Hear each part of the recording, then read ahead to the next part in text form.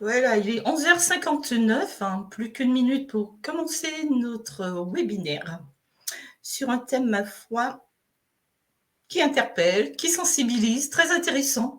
Donc, bonjour à tous ceux qui sont connectés pour participer à notre webinaire sur le thème de savoir comment repérer les métiers d'avenir.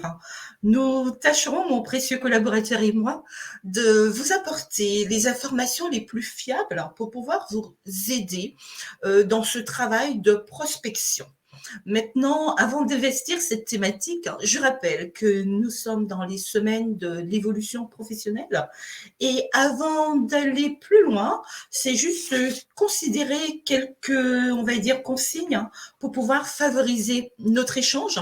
Donc, notez que vous avez la possibilité de poser vos questions via l'onglet questions juste en bas à droite du chat. Privilégiez l'onglet questions pour vos questions puisque vous aurez la possibilité, si une question arrive et qu'elle vous sensibilise particulièrement, vous souhaitez absolument une réponse pour cette question, cela permettra tout simplement à chacun d'entre vous de pouvoir voter pour la question et in fine, s'il y a plusieurs personnes qui votent pour une question, ces questions passent en haut de liste et elles feront partie de celles qui sont prioritaires et celles pour lesquelles nous apporterons d'emblée des réponses.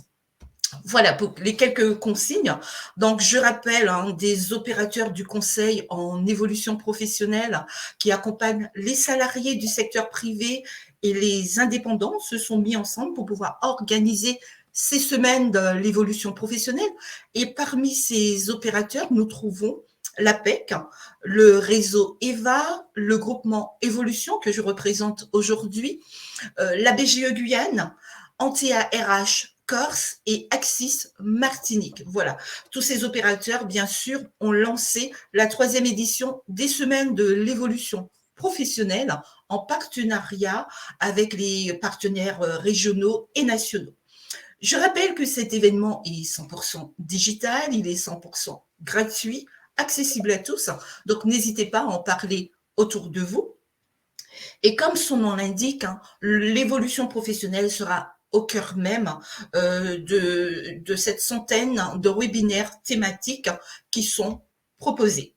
Juste avant d'aller plus loin et pour pouvoir favoriser cet échange, un petit moment pour se présenter. Donc, je suis Darlène Désir, conseillère conseil en évolution professionnelle et j'interviens pour le groupement Évolution et puis mon collaborateur va se présenter. Bonjour à tous, je suis donc Timothée Potier, chargé de mission sur le CEP et support informatique. J'assisterai Darlène donc sur le webinaire, je lui relayerai toutes vos questions et pour celles auxquelles je pourrai répondre directement, je vous répondrai par écrit. Voilà, donc merci Timothée, merci à vous d'être présent. Nous allons tout de suite aborder ce thème. Je souhaite savoir comment repérer les métiers d'avenir. Alors, 3 principaux objectifs pour pouvoir mettre en place cette thématique. Se familiariser avec les termes qui décrivent le marché de l'emploi. Parfois, on entend parler de différents termes, mais aujourd'hui, l'idée, ça serait de savoir ce que l'on entend par là, qu'est-ce qui est caché derrière ce terme, et plutôt privilégier l'un par rapport à l'autre en fonction de ma situation, vers quel terme je vais m'orienter. Deuxième objectif que nous tâcherons d'atteindre, comment identifier des sources d'informations fiables.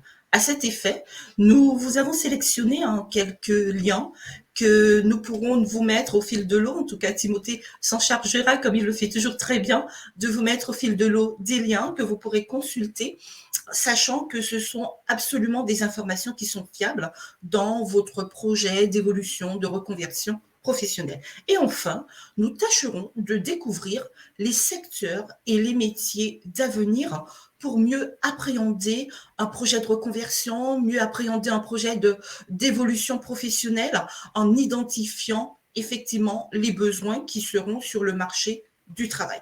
Voilà globalement les objectifs que je me propose d'atteindre avec vous aujourd'hui pendant cette heure d'échange que nous avons.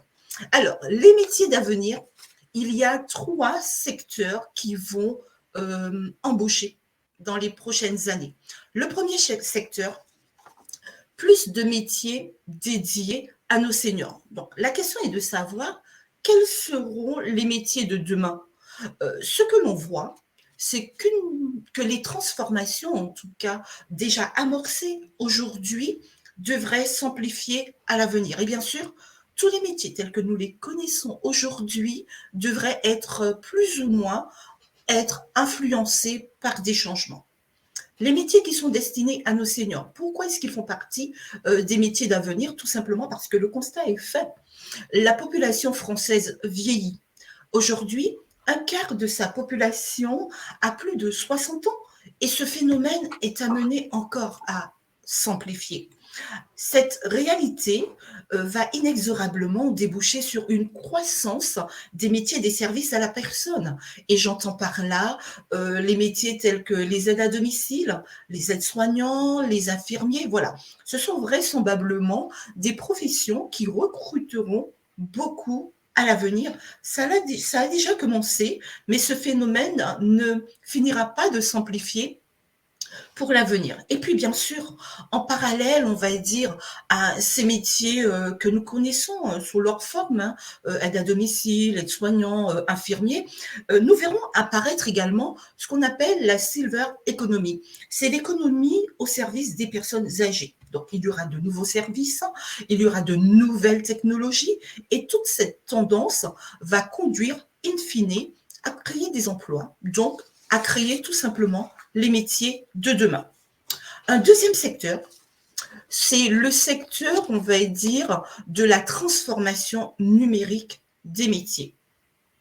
Si nous nous appuyons sur une étude qui a été réalisée par Dell et l'Institut du futur est parue en juillet 2017, nous notons que une réalité inexorable. 85% des métiers qui vont exister en 2030 n'existent pas encore aujourd'hui. Donc, il faudra prendre en compte la généralisation d'une manière ou d'une autre de l'intelligence artificielle cognitive, également prendre en compte la robotique, parce que cette transformation va aller en profondeur des métiers qui existent déjà. Cette transformation va donc amener à créer de nouveaux métiers. À ce stade, il est vrai que l'on peine quand même à dessiner les contours exacts de ces différents métiers. Et par rapport à cela, je pense à certains métiers tels que celui d'éthicien, le métier de psy-designer, voilà. Ce sont des métiers qui arrivent, qui émergent. Les contours ne sont pas encore complètement dessinés, mais pour autant, on sait qu'on en aura besoin dans notre paysage à l'horizon 2030. Ce qu'il faut comprendre, c'est que de nouveaux métiers dits les métiers de demain vont émerger du fait de la culture de l'intelligence artificielle. Maintenant, certains métiers de demain sont déjà une réalité pour nous aujourd'hui. Je pense aux métiers de roboticien, aux data scientists, quoi encore, vous avez les métiers de pilote de drone civil qui existent, ou les imprimeurs 3D. Voilà, nombre de ces métiers aujourd'hui sont accessibles avec un niveau de qualification Bac+2, voire Bac+4, Bac+5. Voilà un peu ce type de qualification que l'on va demander ou auquel on va s'attendre pour les métiers de demain. Maintenant, on ne pourra pas y échapper, donc autant se préparer à ce progrès technologique qui va entraîner un essor des métiers du tertiaire de plus en plus nombreux, de plus en plus qualifiés. Et l'ensemble de ces métiers va évoluer inexorablement sous l'influence du numérique. Avec l'industrie du futur, les métiers industriels devront par exemple allier compétences techniques et compétences technologiques. Voilà un peu le paysage des métiers qui seront liés à la transformation du numérique. Et je me propose, dans un deuxième temps, tout à l'heure, de pouvoir s'arrêter un peu plus sur ces différents métiers, la liste vraiment des métiers qui seront les métiers de demain, notamment liés à la transformation du numérique. Un troisième secteur, donc c'est un aspect qui fera de toute façon émerger les métiers de demain, c'est la dimension écologique. Il y aura donc dans le paysage de demain des métiers bien plus écologiques que ceux que nous connaissons aujourd'hui. Maintenant, si la transition écologique va créer de nouveaux métiers tels que celui d'ingénieur écologue ou encore un métier d'expert de la biodiversité, elle va surtout engendrer la transformation, en tout cas la transformation de la pratique des métiers actuels. Donc la manière dont nous exerçons certains métiers aujourd'hui ne s'exerceront plus de la même manière parce que ces métiers devront prendre en compte des briques de compétences vertes. Et toutes ces briques devront être intégrées sur les métiers, sur notre pratique professionnelle.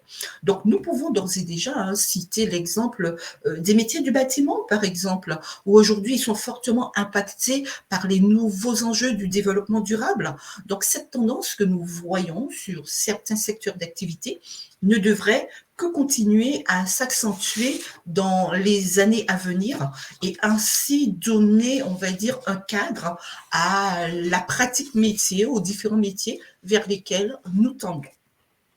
Alors, Timothée, s'il y a des questions, tu n'hésites pas. Nous allons continuer. Sinon, dans tout état de cause, voilà. Une grande question. Vers quel métier s'orienter? Alors, il y a 3 termes sur lesquels j'aimerais que nous puissions nous arrêter pour pouvoir justement identifier vers quel métier il sera intéressant de s'orienter, notamment si nous sommes sur un projet de reconversion ou d'évolution professionnelle. Il y a ces métiers dont on dit métiers émergents et en forte évolution.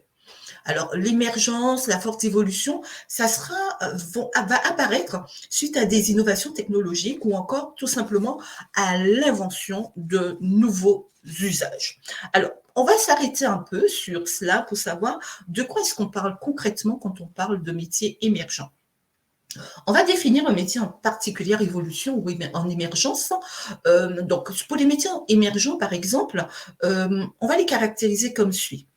Soit c'est un métier qui jusqu'ici n'existe pas ou existe très récemment et en fait, il est apparu avec l'entièreté de son périmètre, donc ça c'est un métier émergent, soit c'est un métier qui va découler de l'hybridation de plusieurs métiers ou encore d'une recomposition complète des activités et des compétences qui sont attendues sur ce métier. Là, on va effectivement parler de métiers émergents, autrement dit, un métier qui n'existe pas ou un métier qui jusque-là n'existait pas, donc il est très très très récent. Maintenant, pour ce qui est d'un métier en particulière évolution, il s'agit là d'un métier qui existe et dont le périmètre n'a pas significativement changé. Pour autant, les activités, les compétences qui y sont associées, elles ont fortement évolué. Je vous donnerai tout à l'heure la liste des métiers émergents, la liste également des métiers en particulière évolution, mais on peut d'ores et déjà penser à des métiers tels que développeur en intelligence artificielle, le technicien valoriste des ressources du bâtiment, le végétaliseur urbain, voilà, tous ces métiers qui arrivent au fil de l'eau et qui émergent de plus en plus. Maintenant, un métier en particulière évolution ou un métier en émergence ne se définit pas en premier lieu, comme on aurait pu le penser, par un métier en tension ou un métier dont le secteur est en pleine expansion ou encore un métier qui manque d'attractivité. Toutefois, il peut être en effet un métier qui va se caractériser par ces éléments-là si on compte son émergence ou encore sa forte évolution. Pour démontrer, dans tout état de cause, le caractère émergent ou la forte évolution d'un métier, il faudra considérer 3 composantes qui sont conjointes. La première composante, le périmètre des activités dans lequel s'exerce le métier. La deuxième composante, les activités même du métier. Comment est-ce que cette activité se réalise, se mène? Et enfin, la troisième composante, ce sont les compétences qui sont requises pour accomplir ces activités. Voilà en gros ce que l'on entend par un métier émergent et en forte évolution. Nous avons également, donc juste pour résumer ce que je disais, donc un métier émergent, c'est un métier qui va apparaître suite à des innovations technologiques ou encore à l'invention de nouveaux usages. L'idée, c'est de pouvoir, dans tout état de cause, de répondre à un besoin en main-d'œuvre sur le marché du travail. Maintenant, voilà, France Compétences, effectivement, a lancé, a consulté, on va dire, des acteurs pour pouvoir faire cette liste de métiers émergents.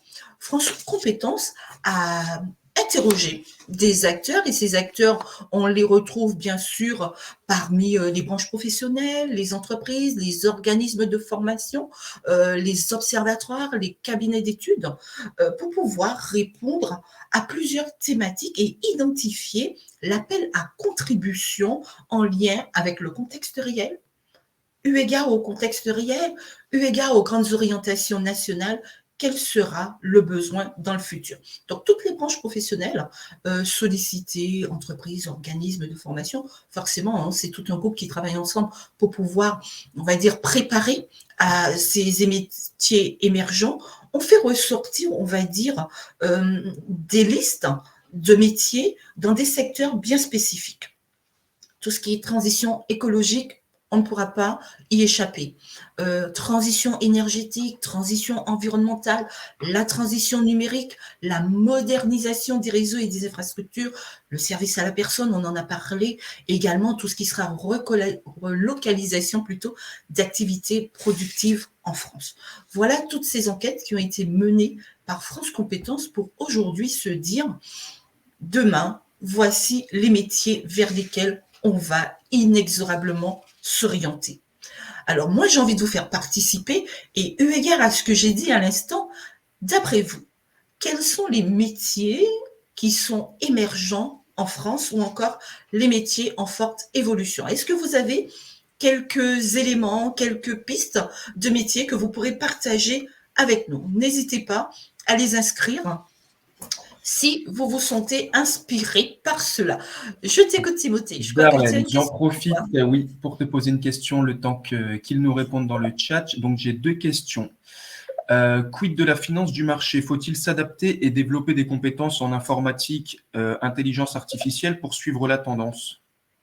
Mais complètement. Cette question, elle fait sens, elle est très intéressante parce qu'effectivement, qu'on le veuille ou non, aujourd'hui, on doit déjà s'adapter au marché de l'emploi de demain. Et si on ne veut pas rester sur le bord de la route, si on ne veut pas être en manque de compétences pour satisfaire le besoin, la demande, il est d'ores et déjà important à anticiper cette phase de transition qui arrivera d'une manière ou d'une autre. Ce qu'il faut déjà prendre en compte, comme je le disais tout à l'heure, 87% des métiers qui vont exister en 2030 n'existent pas encore aujourd'hui. Ça, c'est un premier aspect des choses qui m'amène à considérer il faut absolument que je me forme. Deuxième élément, la manière dont j'exerce aujourd'hui avec tout, on va dire, ce caractère et cette culture de l'écologie m'amènera d'une manière ou d'une autre à exercer autrement. Donc aujourd'hui, je dois me former pour pouvoir être pleinement concurrentiel sur le marché du travail de demain.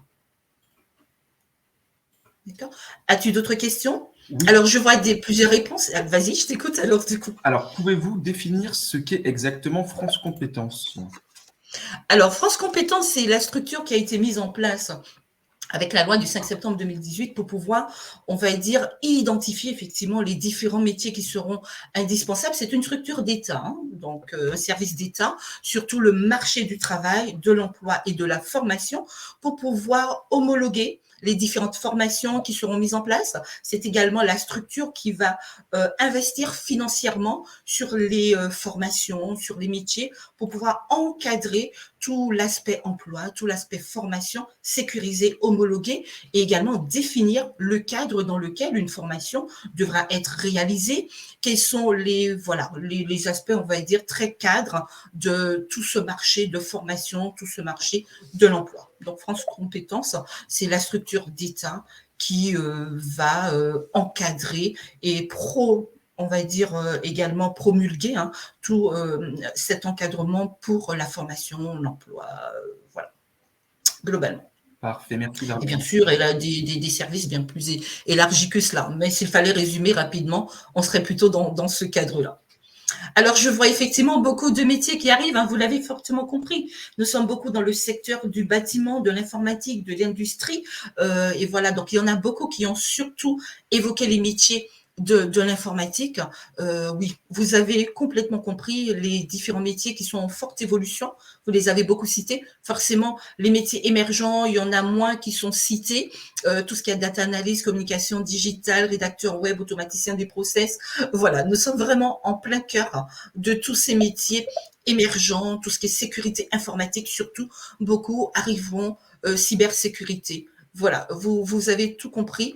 Nous sommes vraiment dans un monde de digitalisation et forcément les métiers émergents, tout ce qui sera sur le développement de l'intelligence artificielle. Donc, si vous avez déjà une fibre pour ces secteurs d'activité, dites-vous, tout ce qui sera également éco-agriculture, on restera beaucoup sur ce type de métier, intelligence artificielle. On est en plein boom dans ce secteur d'activité. Merci d'avoir participé et de me montrer en fait que vous êtes même au cœur de ces évolutions et que vous en êtes conscient d'une manière ou d'une autre. Donc, en 2021, il y avait des métiers émergents ou en forte évolution qui étaient retenus et on retrouvait effectivement les secteurs de l'environnement, de l'informatique et du numérique, du bâtiment, de l'industrie.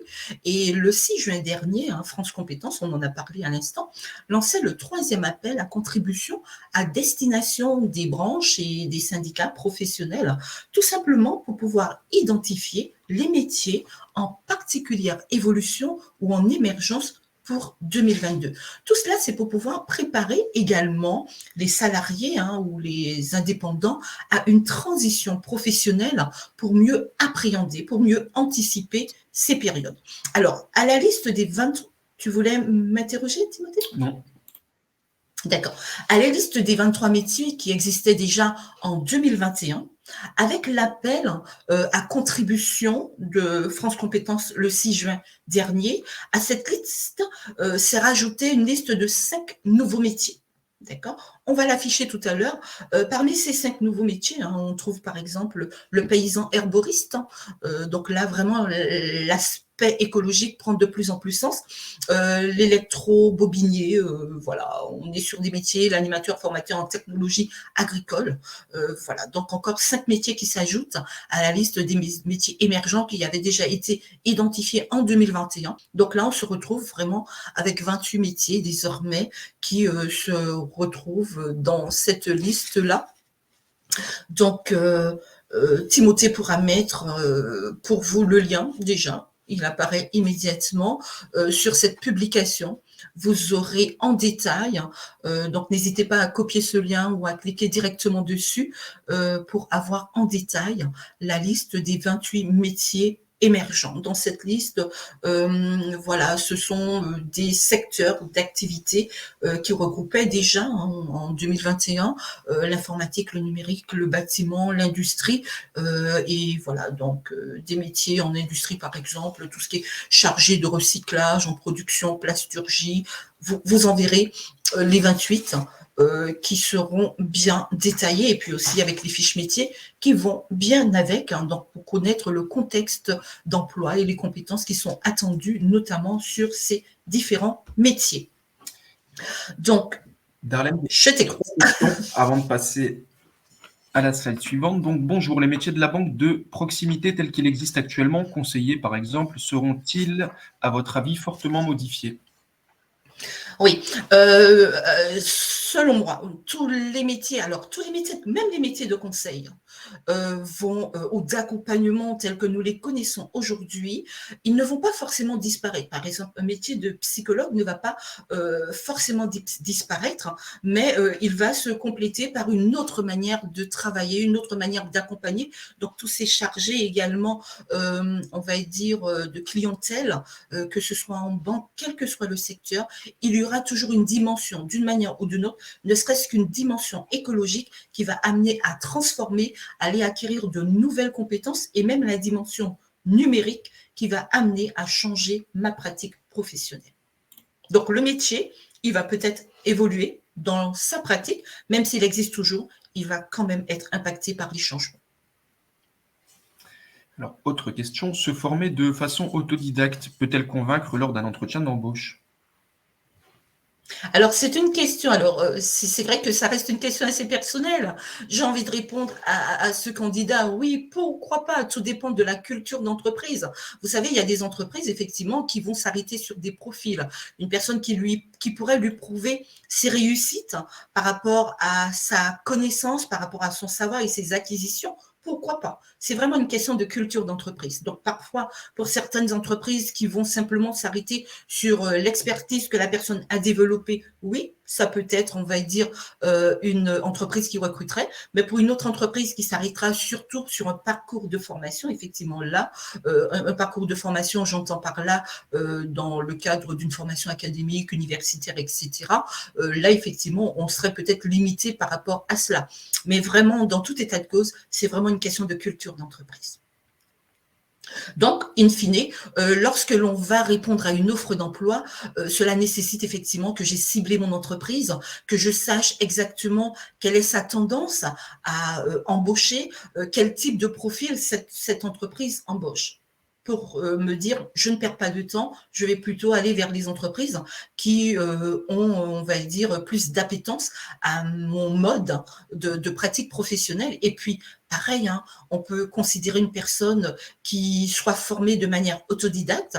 Pour autant, elle a une certaine expérience parce que des entreprises lui ont fait confiance sur sa capacité à, et cette expérience, elle peut la valoriser, la mettre en avant pour convaincre un recruteur de collaborer avec elle, bien sûr. Alors, autre question, le domaine du bien-être ne compte-t-il pas parmi les métiers émergents? Il y a pourtant, semble-t-il, une demande croissante. Alors, qu'est-ce qu'on entend par bien-être? Il y a effectivement une forte tendance, on va dire, pour le métier il m'échappe immédiatement, oui, tout ce qui sera métier, par exemple, de service à la personne. Alors, si on entend par bien-être les métiers du massage, oui. Voilà, il y a des tendances. Alors, il y a des tendances qui sont liées à des modes. Voilà, le mode de fonctionnement des personnes, des clients, qui vont effectivement forcément susciter un besoin, une demande. Et puis, il y a effectivement les métiers émergents qui vont contribuer fortement à l'évolution économique d'un pays.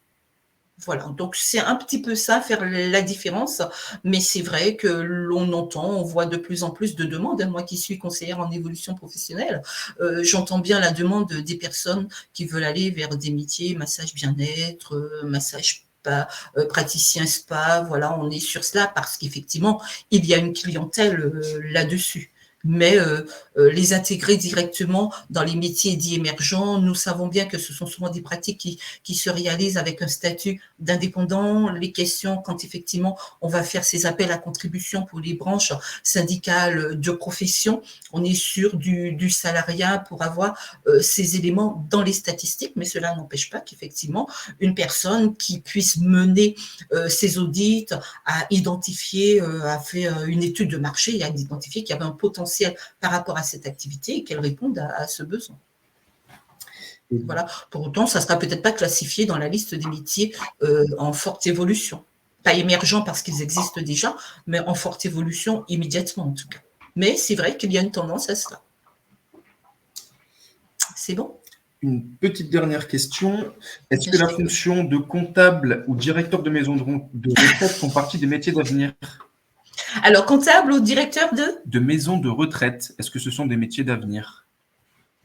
Alors, directeur de maison de retraite, nous restons quand même dans les services à nos seniors. Donc voilà, la manière de pratiquer sera différente. Le métier de comptable, il restera effectivement. Vous le verrez d'ailleurs tout à l'heure sur la liste.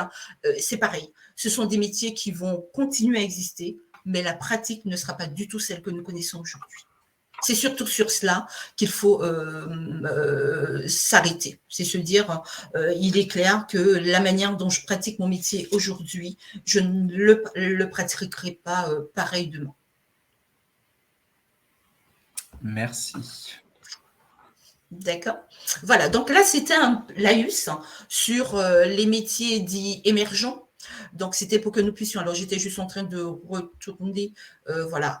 Là, maintenant, nous allons nous arrêter sur la définition d'un métier porteur. Donc, on l'a bien compris, un métier émergent, c'est un métier qui n'existe pas encore aujourd'hui ou qui apparaît tout récemment.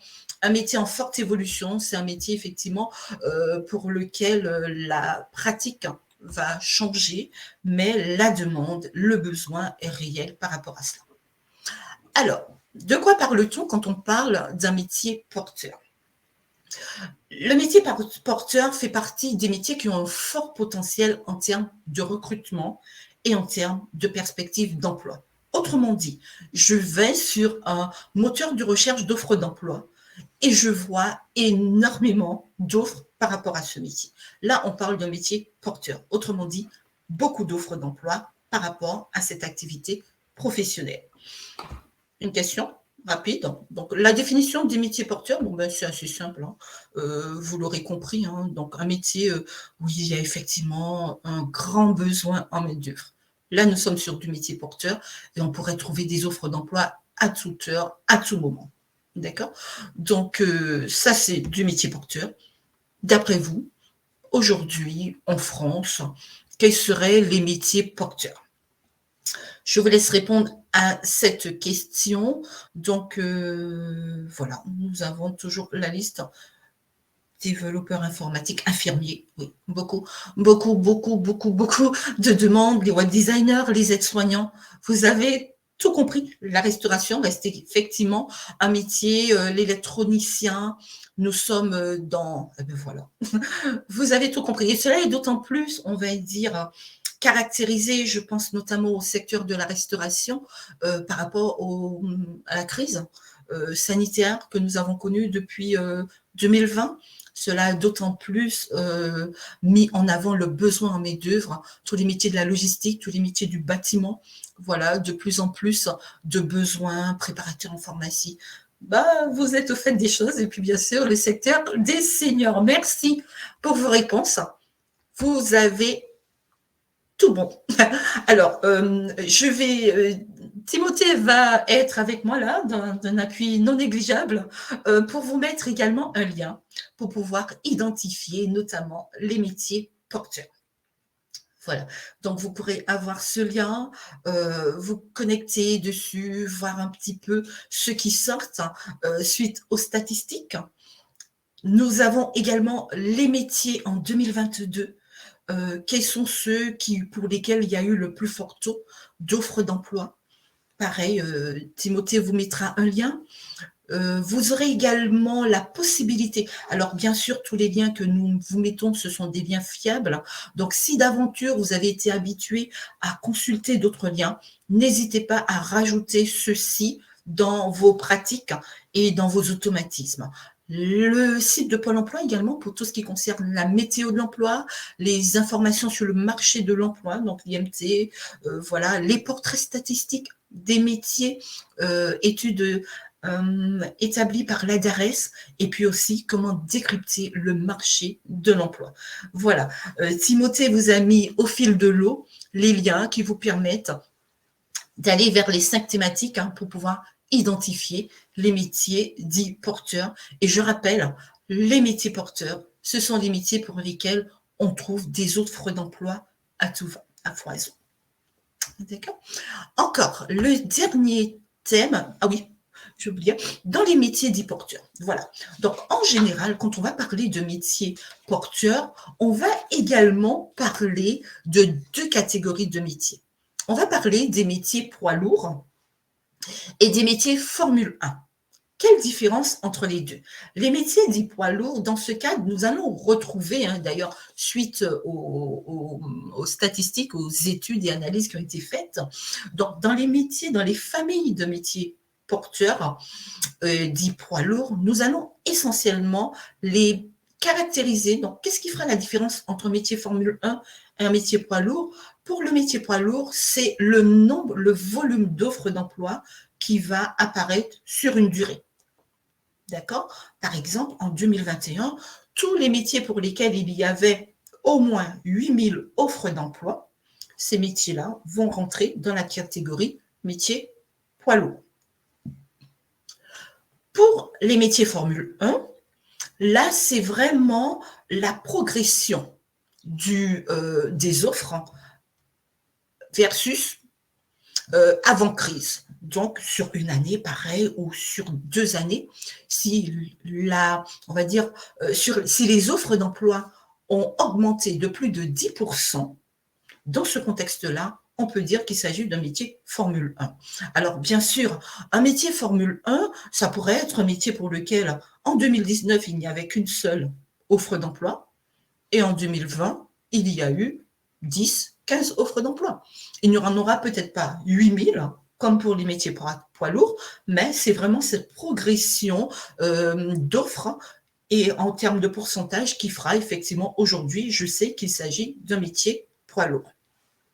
Alors, Timothée pourra également mettre le lien par rapport à cela s'il ne l'a pas déjà fait pour pouvoir effectivement identifier. Donc, la slide que vous voyez affichée à mon écran sera la même que vous pourrez récupérer sur le lien qui vous sera affiché tout à l'heure sur les 20 métiers porteurs. Voilà, donc la liste des métiers poids lourds, vous les voyez, vous en avez parlé tout à l'heure également, quand je parlais des métiers porteurs, vous m'en avez donné déjà pas mal parmi eux. Et puis, nous avons également, voilà, donc la liste, le lien est arrivé. Vous pourrez considérer les mêmes informations qui sont affichées en ce moment. Pareil, via ce lien, vous verrez également la liste des métiers qui sont dans le contexte Formule 1 et qui restent des métiers poids lourds. Et d'ailleurs, vous voyez les métiers de la comptabilité tout à l'heure. Un d'entre vous se posait la question par rapport au métier de la comptabilité. On se rend compte effectivement que nous sommes dans la liste des métiers porteurs qui restent dans la catégorie Formule 1. Alors bien sûr, là nous parlons maintenant du troisième contexte, troisième terme pour parler des métiers. Donc nous avons vu effectivement les métiers émergents, les métiers en forte évolution.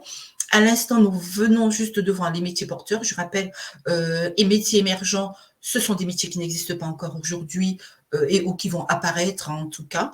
Les métiers porteurs, ce sont les métiers pour lesquels il y a un fort potentiel en termes d'offres d'emploi. Et les métiers en tension. Qu'est-ce qu'un métier en tension ? Tout simplement, un métier en tension, c'est un métier pour lequel il y a énormément d'offres d'emploi, mais pour lequel la main-d'œuvre n'est pas qualifiée, ou en tout cas, elle ne répond pas aux attentes des recruteurs. Donc, il y a également, pareil, souvent, pas mal de métiers comme cela, pour lesquels il n'y a pas de réponse à l'offre d'emploi. L'offre peut rester plusieurs mois et énormément. Un métier en tension peut aussi être un métier porteur par rapport à cela. Mais le problème, c'est qu'il n'y a pas de main-d'œuvre qualifiée pour répondre aux besoins des entreprises. Voilà ce qu'on va appeler un métier en tension. C'est un métier pour lequel le profil ne correspond pas aux attentes du recruteur. Donc, forcément, l'offre d'emploi restera sans qu'elle soit pourvue. Tout simplement. Darlene, okay. 3 questions concernant cela. Donc, dans le cadre d'une reconversion, si nous nous trouvons dans un métier dit porteur, est-ce que la possibilité d'une reconversion vers un métier émergent peut être envisageable au niveau d'un financement de formation ? Alors oui, ce qu'il faut se dire, et c'est que sur ces 3 catégories, quand on parle de métiers d'avenir, effectivement, dans le cadre de métiers d'avenir, on a parlé des métiers pour les seniors. Donc, parmi les métiers des seniors, on peut considérer qu'il y ait des métiers porteurs. On a parlé du métier d'infirmier, on a parlé du métier d'aide-soignant. Ce sont des métiers qui existent déjà. D'accord ? Ça, ce sont des métiers d'avenir. Même s'ils existent déjà, même si on va changer la modalité de fonctionnement, ce sont des métiers d'avenir. Et puisque c'est un métier d'avenir, forcément, en termes de prise en charge des formations, il y a du budget. Donc, que ce soit pour les métiers. Donc, dans le cadre des métiers d'avenir, ce qu'il faut comprendre, il y a les métiers pour nos seniors, donc ceux qui existent certainement. Il y a effectivement les métiers émergents. D'accord, donc les métiers qui arrivent et donc tout ce qui sera digital, voilà, et puis aussi les métiers liés à l'écologie. Ce sont tous des métiers d'avenir. Donc tout ce dont on parle aujourd'hui, métiers d'avenir, il faut se dire métiers d'avenir, qu'ils soient émergents, qu'ils existent déjà ou que la pratique change, tout ce qui est métier d'avenir, ce sont forcément des métiers pour lesquels il y a du budget pour former. Merci. D'accord. Alors, autre As-tu une question. autre question? Nous trouvons beaucoup d'offres actuellement dans le domaine de l'immobilier, notamment indépendant, et pour autant le marché semble se tendre. Ne faut-il pas faire bien attention et ne pas forcément le considérer comme un métier porteur?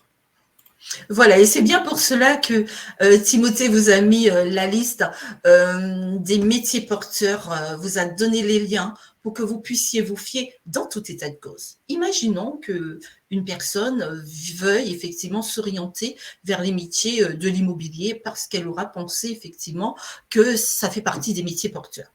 Si elle se fait accompagner par un conseiller en évolution professionnelle, c'est le moment où on va mettre à plat les choses. On va étudier, voir les cadres des choses pour être sûr que l'on ne se trompe pas par ce qu'on appelle métier porteur, métier émergent, etc. Donc, l'appui avec un conseiller en évolution professionnelle permettra de faire le point pour mieux appréhender la suite. Mais effectivement, n'hésitez pas à vous fier aux listes que nous vous avons mis en lien pour pouvoir mieux considérer ce qu'on appelle concrètement un métier émergent, un métier en forte évolution, un métier porteur, un métier en tension. Vous avez la liste de ces métiers qui apparaît et si vous trouvez les métiers vers lesquels vous tendez, pourquoi pas. D'accord ? D'accord. Alors, on a eu une petite précision. Parce qu'effectivement, des fois, nous sommes, on va dire, dans un contexte, on est en autarcie et on voit, on entend beaucoup parler, voilà, c'est ce métier, parce que beaucoup de personnes en parlent. Mais quand on considère cette connaissance par rapport à l'échelle nationale, on se rend compte que finalement, il n'est pas si porteur que ça. Alors, tu m'as apporté une précision. Peut-être que ma question n'avait pas été complète. Oui, Alors, petite ma réponse n'avait précision. pas Alors, été. c'est pour revenir sur la première question concernant la reconversion donc des métiers porteurs. En fait, Madame nous dit si je suis infirmière, la reconversion est-elle possible, sachant que c'est un métier en tension? Le financement sera-t-il accordé? Ok, d'accord. Là, je comprends mieux sa question et le paradoxe que cela peut engendrer. Alors, il est vrai que nous sommes quand même sous la loi du 5 septembre 2018 sur la liberté de choisir son avenir professionnel.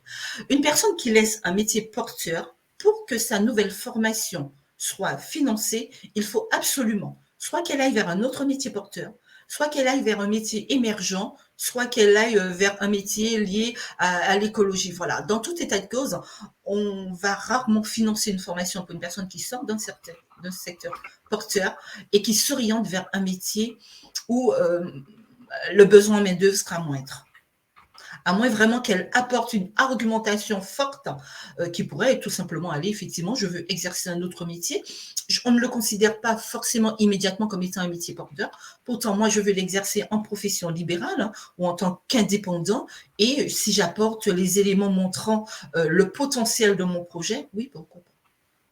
Mais bien sûr, c'est se dire que c'est une formation qui sera beaucoup moins finançable, hein, parce qu'à un moment, il y aura des critères, hein, qu'une formation où on est en métier porteur. Ce n'est pas forcément là d'où je viens, c'est surtout là où je vais, j'ai envie de dire en fait. D'accord. Par exemple, une infirmière qui demain veut se former dans l'intelligence artificielle, oui, bien sûr, sa formation sera financée, même si elle sort d'un secteur en tension, un secteur porteur. OK. Si j'ai complété, j'ai répondu à la question de cette dame. As-tu d'autres questions, Timothée? Oui, une dernière question. Les métiers de la formation professionnelle ont-ils encore un avenir en l'état? Les métiers en l'état, la manière dont on l'exerce, la manière dont on le pratique, c'est un métier qui va connaître des transitions, des modifications, des transformations. Et d'ailleurs, cela se vérifie de plus en plus, notamment depuis la dernière crise sanitaire. Hein. On se rend compte que la pratique du métier a complètement changé. Vous le voyez déjà, si vous êtes formateur, se dessiner dans votre manière d'exercer. Donc, tout ce contour-là sera réévalué, bien sûr. Mais pour autant, puisqu'il y a de nouvelles formations, hein, il y aura toujours besoin de formateurs. Donc, c'est toujours surtout plus la pratique. Hein. Donc, ça va amener forcément les formateurs, dans ma manière ou sur les modules sur lesquels j'intervenais, de changer les modules, de changer la manière de former les personnes apprenantes. Mais il faut toujours d'un formateur pour dispenser une formation. OK. C'est bon, Timothée, je peux avancer? Oui, alors on nous Allez, demande si tu n'as pas des précisions concernant l'enseignement, donc je demande des précisions parce que j'ai pas eu d'accord. enfin je vois Donc, quid de l'enseignement, mais à quel propos? OK, je te laisse continuer, quand tu auras des précisions par rapport, Oui, si tu as besoin de m'interpeller ou si tu peux répondre, tu n'hésites pas, tu me diras. très D'accord? Donc les métiers en tension, hein, pareil, hein, vous pourrez les identifier. Timothée vous mettra le lien. Nous sommes sur le BMO, les besoins en main-d'œuvre. Ce qu'il faut se dire, c'est que chaque année, Pôle emploi adresse un questionnaire aux établissements afin de connaître leurs besoins en main-d'œuvre, leurs besoins en recrutement par secteur d'activité, par bassin d'emploi.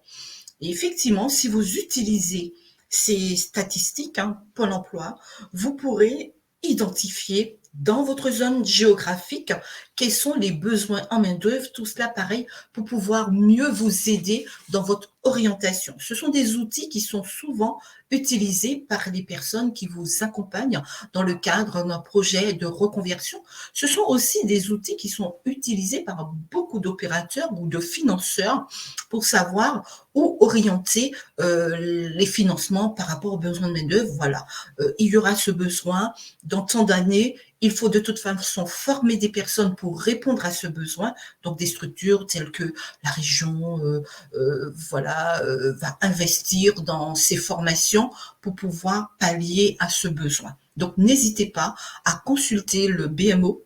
L'avantage avec le BMO, c'est que vous pouvez identifier les besoins par métier ou encore par secteur d'activité. Moi, je vous encourage surtout à le faire par zone géographique, puisque vous avez effectivement toute la carte de la France dans le BMO. Et si vous cherchez votre zone géographique, vous avez d'abord votre région, puis votre département et les plus grandes villes de votre zone géographique. Et là, vous pourrez identifier non seulement la liste des métiers qui sont dont il y a un besoin, mais également vous pourrez identifier le nombre de projets de recrutement qui a été identifié. Vous saurez immédiatement si c'est un métier porteur, si c'est un métier en tension, puisque effectivement vous verrez tant de difficultés de mise à l'emploi. Donc dans l'onglet nombre de difficultés de mise à l'emploi, c'est vraiment se dire là, nous sommes sur un métier en tension.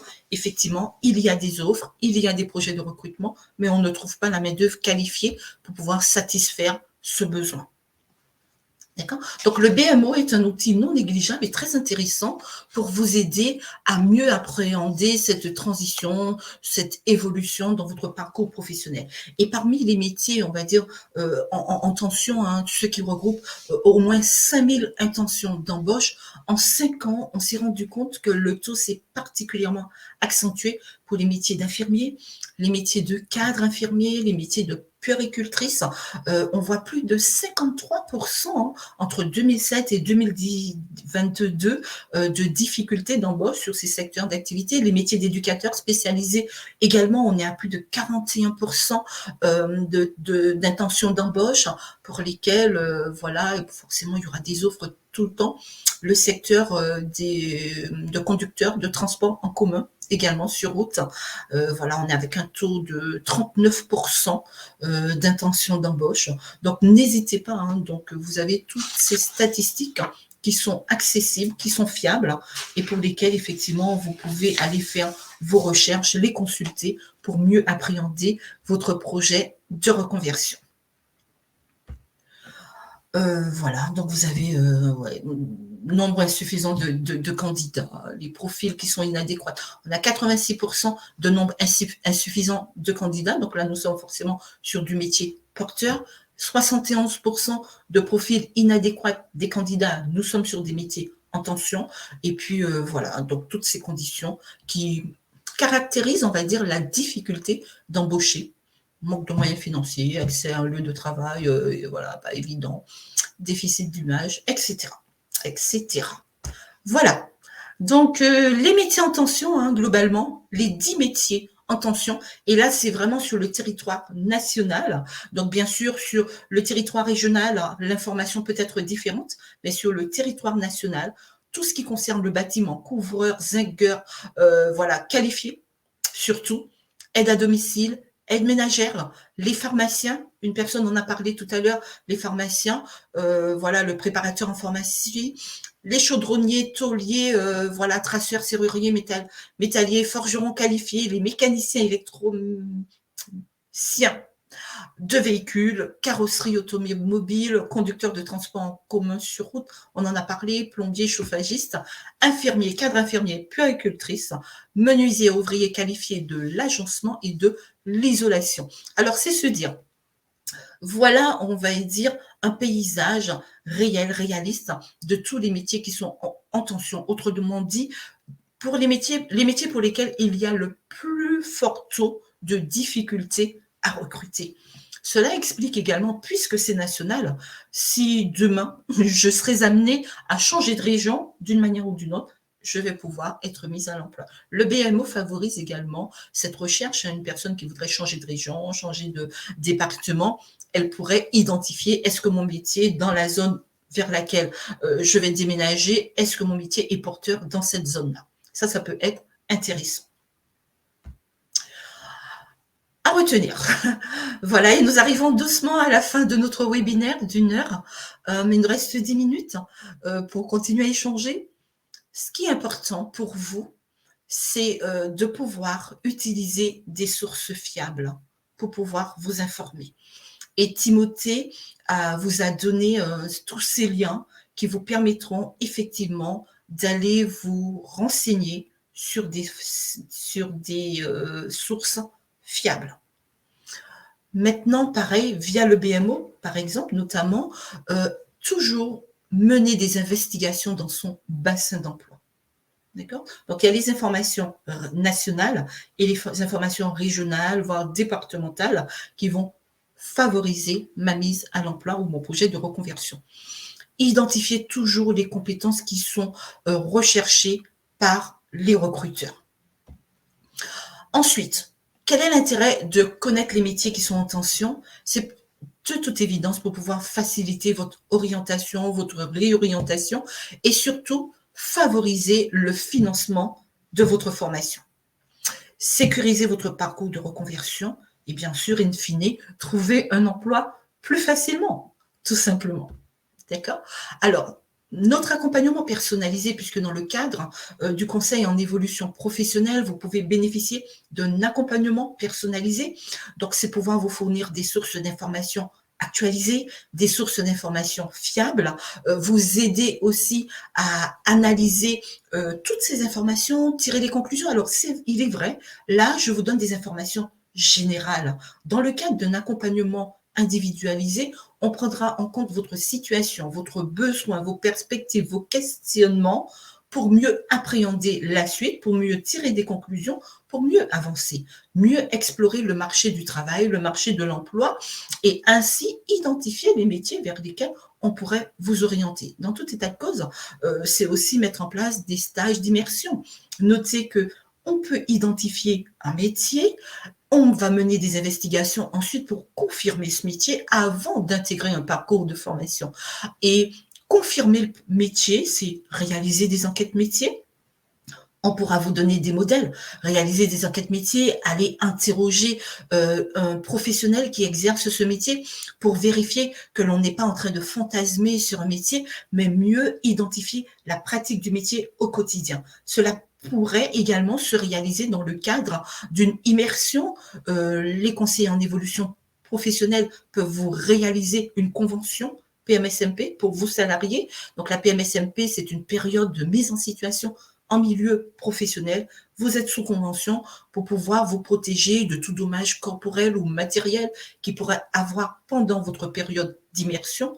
Voilà, donc identifiez aussi la formation la plus adaptée non seulement au poste, mais également à votre modèle pédagogique. Chacun a un modèle pédagogique parfois beaucoup plus académique, donc acquisition de savoir, parfois beaucoup plus pratique, donc j'apprends par la pratique, l'expérience. Voilà, donc identifier avec ce conseiller les meilleurs parcours de formation qui sont adaptés à votre profil. Aussi, identifier les financements pour vous aider à mettre en œuvre le projet et arriver in fine à une acquisition de compétences pour pouvoir vous mettre en situation concurrentielle lorsque vous irez chercher votre nouveau poste. Voilà ce que je propose donc dans le cadre du conseil en évolution professionnelle. Donc, se faire accompagner, c'est pouvoir identifier tout cela. Et je rappelle, bien sûr, le conseil en évolution professionnelle, c'est un service gratuit, un service confidentiel, impartial, neutre, donc de non-jugement, qui est accessible puisqu'il y a plusieurs sites sur toutes les régions pour accompagner. Le conseil en évolution professionnelle accompagne les salariés du secteur privé, donc qui ont un contrat de droit privé, mais également les indépendants pour les aider à faire le point sur leur situation, à identifier, confirmer, mettre en œuvre un projet, formaliser en tout cas la stratégie visant leur évolution professionnelle. Et parmi les opérateurs, chaque opérateur a un public cible. Cap Emploi va accompagner tous les salariés qui sont en situation de handicap, donc les salariés qui ont une RQTH, une reconnaissance en qualité de travailleur handicapé et dont le handicap serait un frein à leur mise à l'emploi. Quant aux missions locales, elles vont bien sûr accompagner les jeunes de moins de 26 ans. Pôle emploi va accompagner les demandeurs d'emploi, l'APEC, les cadres, et pour tout ce qui concerne les salariés du secteur privé, les travailleurs indépendants, vous avez plusieurs opérateurs, BGE, Axis, le réseau EVA, Antea et le groupement Évolution que je représente aujourd'hui avec Timothée, basé sur toute la région. Donc, maintenant, l'accompagnement avec un CEP, cela peut être dans le cadre de l'évolution professionnelle, dans le cadre du développement des compétences, dans le cadre de la reprise d'une activité indépendante ou d'une création d'activité, une mobilité interne, une certification professionnelle, voilà, plusieurs aspects d'une évolution, d'une reconversion par rapport au conseil en évolution professionnelle. L'idée, c'est de pouvoir effectivement vous encadrer. D'abord, un premier échange, un conseil individualisé, adapté, pour que vous puissiez exprimer votre besoin. Il n'y a rien, on va dire, de préétabli. C'est vraiment de la co-construction en fonction de vos besoins pour pouvoir atteindre les objectifs vers lesquels vous souhaitez tendre.